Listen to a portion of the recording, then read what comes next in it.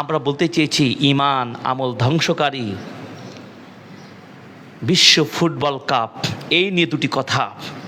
এই কথাগুলো এই জন্যই আমরা বলতে চাই, এগুলো স্মরণ করে দেওয়া উদ্দেশ্য নয়, যেহেতু আমাদের সমাজের সন্তান, কিশোর, যুবক, তরুণ তরুণী, বয়োজ্যেষ্ঠ, মুরব্বী, নারী, শিশু সর্বস্তরের সকলেই আজকে ব্যাপক হারে পরিচিত রয়েছে। 2026 ফিফা ওয়ার্ল্ড কাপ শুরু হয়েছে গতকাল 11 জুন 2026। এই সূচনা অনুষ্ঠানকে ঘিরে শুধু বাংলাদেশ নয়, বিশ্বের বহু দেশে নানা বর্ণাঢ্য তাদের আয়োজনে এই খেলার সূচনা করেছে।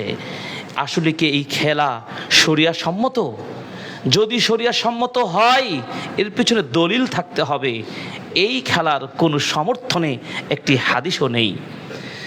তারপরেও যদি খেলাটাকে বৈধতা করতে চেষ্টা করেন, কিন্তু এর পিছনে একটা মৌলিক মূলনীতি রাখতে হবে, যেখানে ইসলামের মৌলিক বিধানগুলো বিনষ্ট হবে, সালাত বিনষ্ট হবে, ঈমান বিনষ্ট হবে, এরপরে সময় অযথা বিনষ্ট হবে, সম্পদের ক্ষতি হবে, শরিয়া লঙ্ঘন হবে, আল্লাহর দিন পালনের ব্যর্থতা হবে।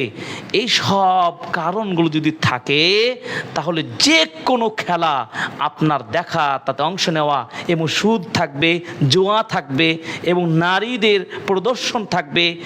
এই সব কারণগুলো যদি কোথাও কোনো কাজে, কোনো পরিকল্পনায় বা কোনো ক্ষেত্রেই পাওয়া যায়, তাহলে নিঃসন্দেহে সেই খেলা হোক, আর সেই বাণিজ্য হোক, আর সেই দর্শন স্থান হোক, সবগুলো কি হারাম।